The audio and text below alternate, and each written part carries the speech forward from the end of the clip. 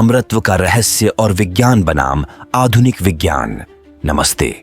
आज हम एक बेहद रोचक विषय पर चर्चा करेंगे, अमृतत्व, अमृत और आधुनिक विज्ञान का एंटी एजिंग अनुसंधान। यह विषय हमें न केवल प्राचीन भारतीय शास्त्रों में वर्णित दिव्यता को समझने में मदद करता है, बल्कि यह भी दिखाता है कि आधुनिक विज्ञान कहां तक पहुंचा है। चलिए शुरुआत करते हैं। अमृतत्व और अमृत का वैदिक संदर्भ। भारतीय शास्त्रों में अमृतत्व का वर्णन अमृत के माध्यम से हुआ है। अमृत का अर्थ है मृत्यु से परे या जो अमर बनाता है। वैदिक और पौराणिक कथाओं में देवताओं और दैत्यों के बीच समुद्र मंथन की कथा आती है, जिसमें अमृत कलश की प्राप्ति होती है। ऋग्वेद में कहा गया है, त्रातारम इंद्रन अवितारम अदितिं दुर्गम पिपरतमसि, अर्थात इंद्र और अदिति को अमृत के रक्षक के रूप में वर्णित किया गया है। वे प्राणियों को मृत्यु और दुर्गम स्थितियों से बचाते हैं। कठोपनिषद में आत्मा के अमृतत्व का वर्णन मिलता है। न जायते म्रियते व कदाचित नाय भूत्वा भविता व न भूय अजो नित्य शाश्वतोयम पुराणो न हन्यते हन्यमाने शरीरे, अर्थात आत्मा न कभी जन्म लेती है और न ही मरती है। यह अजन्मा, नित्य और शाश्वत है। शरीर नष्ट होने पर भी आत्मा का नाश नहीं होता। अमृत प्राप्ति का प्रतीकात्मक अर्थ। अमृत को केवल एक पदार्थ नहीं, बल्कि आध्यात्मिक अवस्था के रूप में देखा गया है। भगवद गीता में कहा गया है, नैनन छिंदन्ति शस्त्राणि नैनन दहति पावक न चैनम क्लेदयन्त्यापो न शोषयति मारुतः, अर्थात आत्मा को कोई भी नष्ट नहीं कर सकता। ये शरीर के नाश के बाद भी अमर रहती है। ये दर्शाता है कि अमरत्व आत्मा की अनंतता को समझने का प्रतीक है। अमृत और योग विज्ञान। योग और आयुर्वेद में भी अमरत्व का वर्णन है। हठयोग प्रदीपिका में कहा गया है कि कालेन पचते हेमम क्षीणन लोहमिव, कुंडली जागृत होती है तो अमृत बरसता है।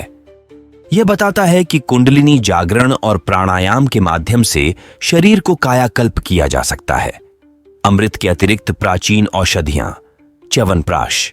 आयुर्वेद में च्यवनप्राश को एक कायाकल्प औषधि माना गया है। यह शरीर को ऊर्जा देता है और रोग प्रतिरोधक क्षमता को बढ़ाता है। सोमरस।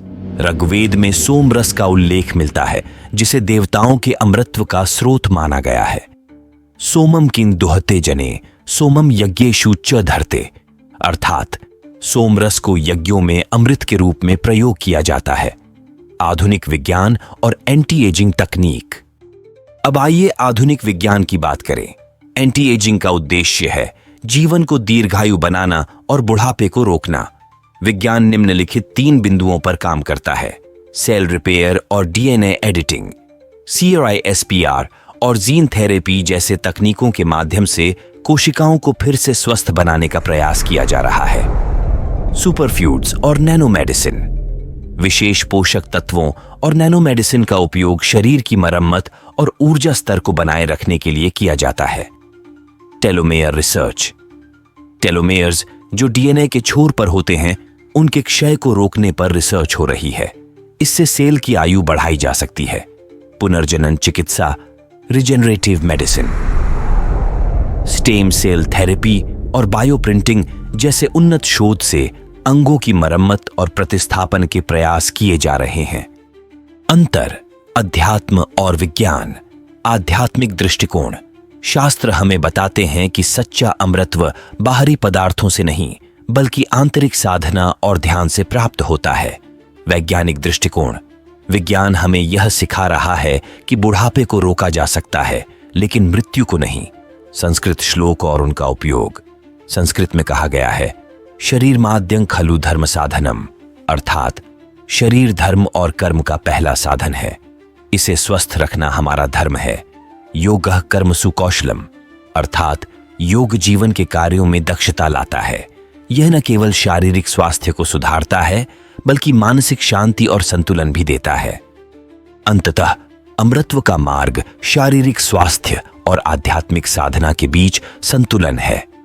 जहां विज्ञान बुढ़ापे को रोकने में सफल हो सकता है, वहीं आत्मज्ञान और साधना हमें अमृतत्व का सच्चा अनुभव करा सकते हैं।